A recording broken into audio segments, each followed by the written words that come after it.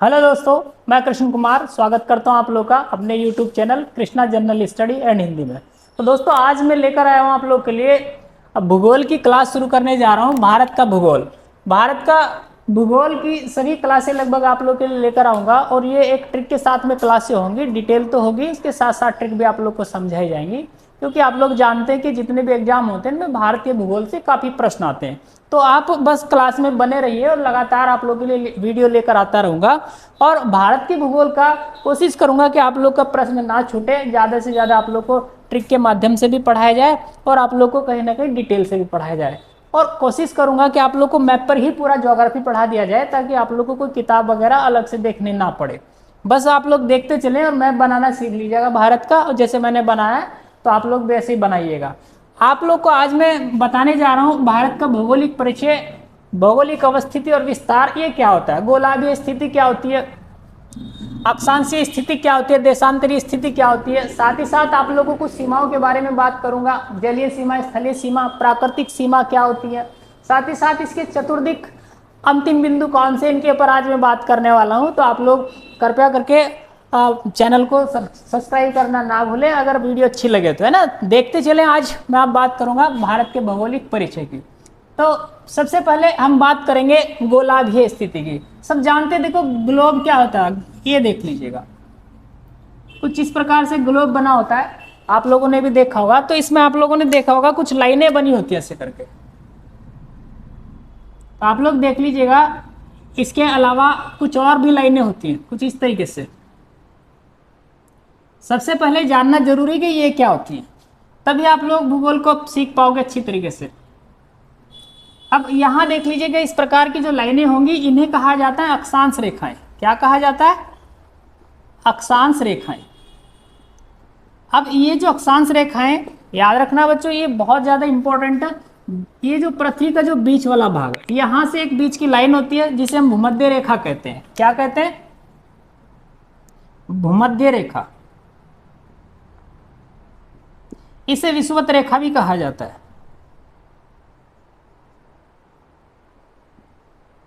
इसे इक्वेटर भी कहा जाता है। इक्वेटर भी कहा जाता है। देखो यहीं से आप लोग को बता दें कि इसी के समानांतर उत्तरी और दक्षिणी दोनों गोलार्धों में समांतर खींची गई रेखाएं अक्षांश रेखा कहलाती है।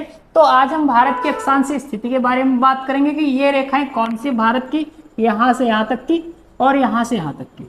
तो इसके ऊपर हम बात करने वाले हैं। तो यहाँ 0 डिग्री से अगर ऊपर को जाएंगे तो भारत की स्थिति कुछ इस प्रकार से बनेगी यहाँ से। तो जब हम 1 से चलते हैं तो ऊपर को चलेंगे तो यहाँ आ जाता है 8 डिग्री 4 मिनट। 8 डिग्री 4 मिनट ये अक्षांशीय स्थिति है भारत की, और जाती कहाँ तक? 37 डिग्री 6 मिनट तक। 37 डिग्री 6 मिनट तक। और याद रखना एक और चीज यहाँ पर आप लोग को बहुत महत्वपूर्ण देखने को मिलेगी। ये जो हमारी भूमध्य रेखा है, इससे ऊपर के हिस्से को हम बोलते हैं उत्तरी गोलार्ध। क्या कहते हैं इससे ऊपर के हिस्से को? उत्तरी गोलार्ध। सबसे पहला क्वेश्चन तो यही बनेगा कि भारत कौन से गोलार्ध में स्थित है। तो भारत उत्तरी गोलार्ध में स्थित है। अब यहाँ इसकी गोलार्धीय स्थिति की बात करें तो गोलार्धीय स्थिति में एक लाइन ऊपर से नीचे को, यहाँ इन दोनों ध्रुवों को मिलाने वाली रेखा होती है। अगर इसकी बात करें तो ये होता है उत्तरी ध्रुव और ये होता है दक्षिणी ध्रुव। तो एक हो जाएगा उत्तरी ध्रुव और एक हो जाएगा दक्षिणी ध्रुव। इन दोनों रेखाओं को मिलाने वाली रेखा को इसको कहा जाता है प्रधान यामियोत्तर रेखा। प्रधान यामियोत्तर रेखा। अब इसके समानांतर भी कुछ रेखाएं खींची होती हैं जो इन दोनों को मिलाकर खींची गई, दोनों ध्रुवों को मिलाकर। समानांतर तो नहीं हो सकती क्योंकि ये गोल में, देख लीजिएगा कुछ ऐसे रेखाएं खींची होती है। इन्हीं रेखाओं को देशांतर रेखाएं कहा जाता है। इन्हें क्या कहा जाता है? देशांतर रेखाएं। तो वर्ल्ड ज्योग्राफी में एक पूरा चैप्टर है इसका, मैं वहां आप लोग को डिटेल से बताऊंगा इनके बारे में। इनकी संख्या आप लोग को बता दी जाएगी कितनी होती है। तो इन्हें कहते हैं, जो दोनों ध्रुवों को मिलाकर खींची गई है उन्हें कहते हैं देशांतर रेखाएं। क्या कहते हैं? देशांतर रेखाएं। चूंकि हम भारत की बात करें तो भारत की देशांतरीय स्थिति कैसे देखेंगे? कुछ इस प्रकार से देखेंगे, यहां से यहां और यहां से यहां तक, जहां तक भारत फैला हुआ पूरा। तो अगर हम इसकी पूरी की यहाँ से बात करें तो भारत की कुछ स्थिति इस प्रकार से आप लोगों को देखने को मिलेगी। यहाँ से तो मैं इसी का पूरा पूरा मेजरमेंट आप लोग को यहाँ दिखा रहा हूँ। तो ये अगर हम बात करें देशांतरीय स्थिति की, तो भारत की देशांतरीय स्थिति आप लोग देख लीजिएगा 68 डिग्री 7 मिनट से 97 डिग्री 25 मिनट तक, ये हो जाएगी इसकी देशांतरीय स्थिति।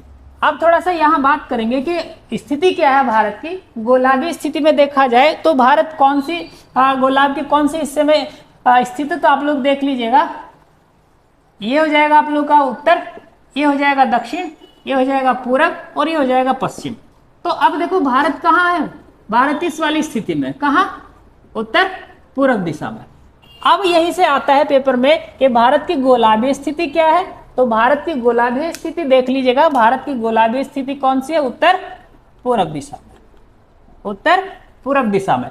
अगर गोलार्ध की बात करें तो भारत उत्तरी गोलार्ध में स्थित है। अब हम थोड़ा सा आगे चलते हैं, आप लोग को इसे देख लीजिएगा अच्छे से, देखिएगा। अब देखिए, अब बात करेंगे किसकी, भारत के अक्षांशीय विस्तार की, भारत के अक्षांशीय विस्तार की। यहां से प्रश्न आते हैं, अक्सर पूछे जाते हैं। आज मैं भौगोलिक परिचय की बात करूंगा, अगर ये समझ में आ जाएगा आगे की सारी क्लासें आप लोग की आराम से समझ में आती रहेंगी। अक्षांशीय स्थिति क्या है, 8 डिग्री 4 मिनट से कहां तक फैला हुआ है, 37 डिग्री 6 मिनट तक। और इसकी स्थिति क्या है बच्चों, उत्तरी अक्षांशीय स्थिति। क्या बनेगी, उत्तरी अक्षांशीय स्थिति, उत्तरी अक्षांशीय स्थिति। अब इसके अलावा देखें देशांतरी विस्तार, तो भारत का देशांतरी विस्तार देख लीजिएगा। देशांतरी विस्तार क्या बताएगा, 68 डिग्री 7 मिनट से कहां तक है, 97 डिग्री 25 मिनट तक। ये हो जाएगा इसका कौन सा विस्तार, देख लीजिएगा, पूर्वी देशांतरीय विस्तार, पूर्वी देशांतरीय विस्तार, यहां से देख लीजिएगा। इसी आधार पर हम भारत की लंबाई और चौड़ाई की बात कर सकते हैं। तो याद रखना, इस आधार पर आप लोग देख सकते हैं ऊपर से नीचे को। अगर हम बात करें भारत की उत्तर से दक्षिण, उत्तर से दक्षिण कितनी लंबाई है, ये क्वेश्चन बहुत आता है पेपर में, याद रखना, बहुत पूछा जाता है। उत्तर से दक्षिण की लंबाई आप लोग देख लीजिएगा 3214, 3214 किलोमीटर। कहां से, यहां से जम्मू कश्मीर से नीचे तक देख लीजिए, लद्दाख से कन्याकुमारी तक कितनी हो जाएगी, 3214 किलोमीटर। वहीं बात करें भारत की पूरब से पश्चिम, तो पूरब से पश्चिम की जो चौड़ाई हो जाएगी इसकी, वो चौड़ाई देख लीजिएगा 29-33 किलोमीटर बैठती है। कितनी बनती है, 2933 किलोमीटर। ये आप लोग सब भली भांति जानते भी हैं, देखते चले। आज बात करेंगे बस थोड़ा इनके परिचय की, फिर थोड़ा सा इसकी स्टैंडर्ड क्लास की तरफ चलेंगे। यहाँ से लेकर अरुणाचल प्रदेश तक आप लोग देख सकते हैं 29-33 किलोमीटर। अब आप लोग जान लीजिएगा यहाँ, और क्या यहाँ से आप लोग के लिए प्रश्न बन सकते हैं, भारत का क्षेत्रफल, भारत का क्षेत्रफल। तो भारत का क्षेत्रफल आप लोग देख लीजिएगा, ऐसे पढ़ सकते हैं आप लोग भी, 3287,263। एक मोबाइल नंबर की तरह आप लोग याद कर सकते हैं, वर्ग किलोमीटर क्षेत्र में भारत का क्षेत्रफल फैला हुआ। और ये क्षेत्रफल अगर हम बात करें विश्व के क्षेत्रफल की, तो ये विश्व के क्षेत्रफल का 2.4% हिस्सा, ये बस कितना है, 2.4% हिस्सा, इससे ज़्यादा नहीं है। अब आप लोग देख लीजिएगा आगे इसमें क्या रह गया। अब आगे पहले इसकी बात करेंगे, इसके हम बिंदुओं की, कौन से, चतुर्दिक बिंदुओं की, चल देखते हैं ना। तो बात करेंगे देश के चतुर्दिक बिंदु, यानी देश के अंतिम जो मुख्य भूमि वो कहाँ से कहाँ तक आप लोग पढ़ते हैं या देखते हैं। तो ये पॉइंट आता है भारत के चतुर्दिक बिंदु, यानी चारों दिशाओं में कहां तक भारत की भूमि है, या इनको हम अंतरिम बिंदु भी कह सकते हैं, अंतरिम बिंदु। अब पहले तो मैं इनकी आप लोग को बता दूं स्थिति कहां कहां है। एक जो सबसे नीचे है दक्षिण में, उसको कहते हैं हम इंदिरा पॉइंट। क्या कहते हैं? इंदिरा पॉइंट। तो आप लोग को सबसे पहला बताते हैं दक्षिण, उत्तर दक्षिण में कौन कौन से हैं। तो दक्षिण में कौन सा है बच्चों? दक्षिण में है इंदिरा पॉइंट, इंदिरा पॉइंट। इसका दूसरा नाम है Pygmalion point, Pygmalion point.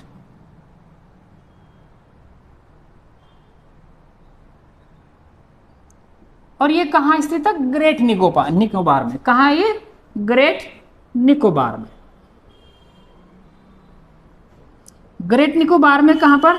6 degree, ये 4 या 45 मिनट पर भी कह सकते हैं इसको, ये यहाँ स्थित है। अब बात करें इसके उत्तर की।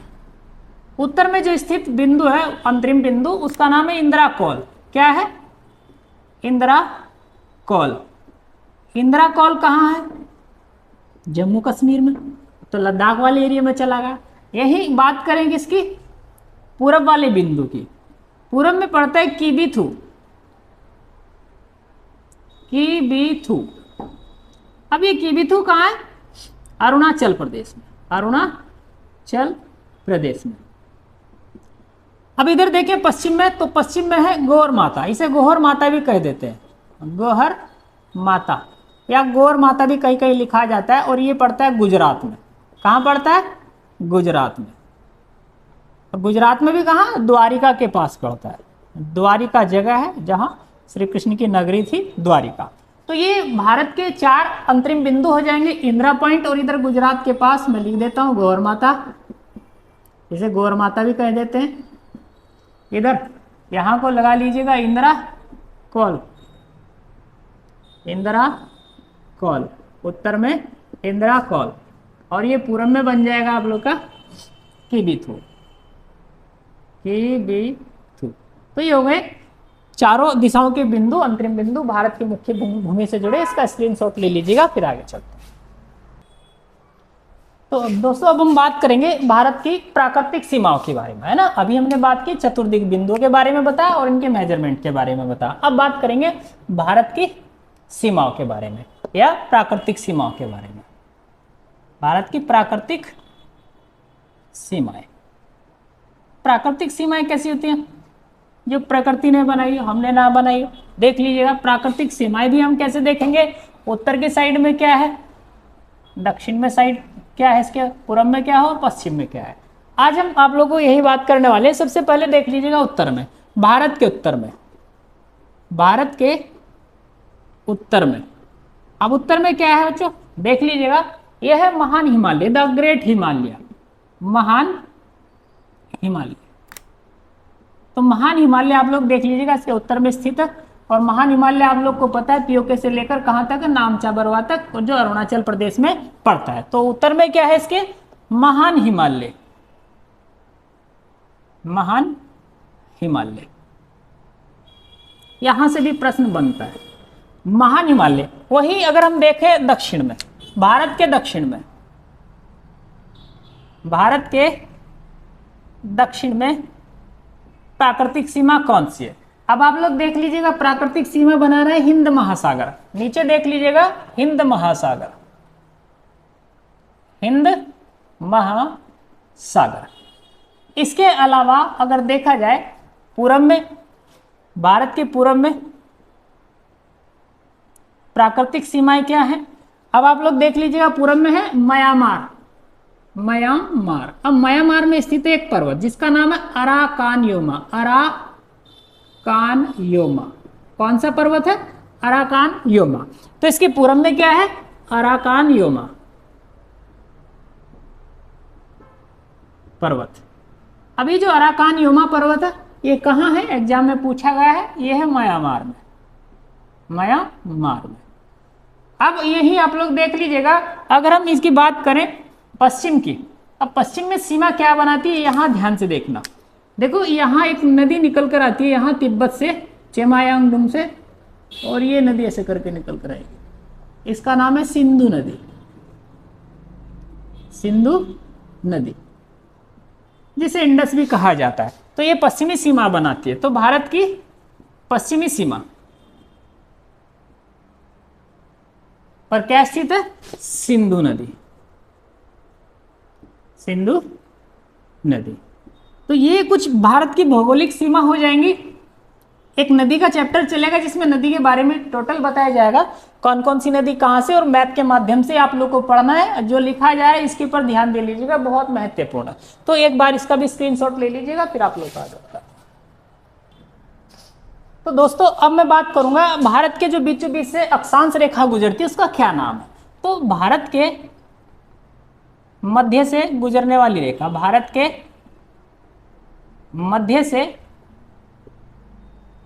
गुजरने वाली अक्षांश रेखा, उसका नाम क्या है? ये बहुत पूछा जाता है। इसका नाम है कर्क रेखा। क्या है? कर्क रेखा। अब कर्क रेखा पर भारत के कितने राज्य पड़ते हैं उसके बारे में भी प्रश्न आता है। तो कर्क रेखा कितनी डिग्री अक्षांश पर है? 23.5 डिग्री अक्षांश पर स्थित है। याद रखना 23.5 डिग्री अक्षांश पर स्थित है। ये मैं बना रहा हूं, आप लोग देख लीजिएगा। कुछ ऐसे है, कुछ ऐसे ही अक्षांश रेखा है 23.5 डिग्री अक्षांश पर। क्वेश्चन यहीं से पूछा जाता है कि कर्क रेखा पर कितने राज्य भारत के लगते हैं। तो याद रखना कर्क रेखा पर भारत के जो राज्य हैं उन्हें एक ट्रिक के माध्यम से देख सकते हैं। सब जानते हैं ये ट्रिक क्या है। तो राज्यों की एक ट्रिक है छोटी सी, मित्र पर गमछा झार, मित्र पर गमछा झार, ये सब जानते हैं लगभग लगभग। अब देखो मी से क्या बनेगा? मिजोरम। त्र से क्या बनेगा? त्रिपुरा। प से क्या बनेगा? पश्चिम बंगाल। रा से क्या बनेगा? राजस्थान। ग से क्या बनेगा? गुजरात। मैं से क्या बनेगा? मध्य प्रदेश। छ से क्या बनेगा? छत्तीसगढ़। और झार से क्या बनेगा? झारखंड। तो कितने राज्य में देख लीजिएगा? 1 2 3 4 5 6 7 और 1 8।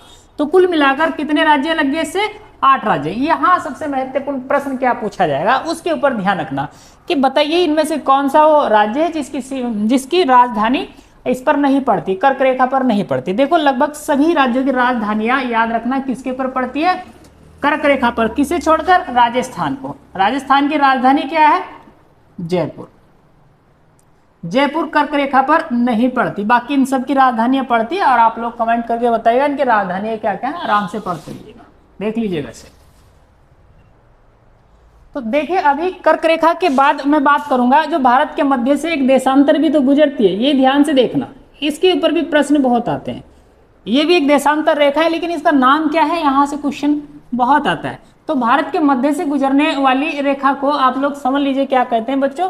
प्रधान याम्योत्तर भी कहेंगे। क्या कहेंगे? प्रधान याम्योत्तर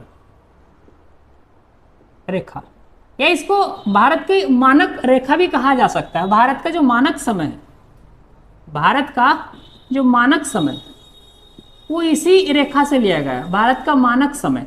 और ये कितनी डिग्री देशांतर पर पड़ती है? याद रखना ये 82.5 डिग्री देशांतर पर स्थित है। अब यहाँ से बात करेंगे इस पर भारत के कितने राज्य स्थित हैं। तो इस पर भारत के यानी 82.5 डिग्री देशांतर पर भारत के जो राज्य हैं, सबसे पहले देख लीजिए कि उत्तर प्रदेश पड़ता है इस पर, मध्य प्रदेश, छत्तीसगढ़,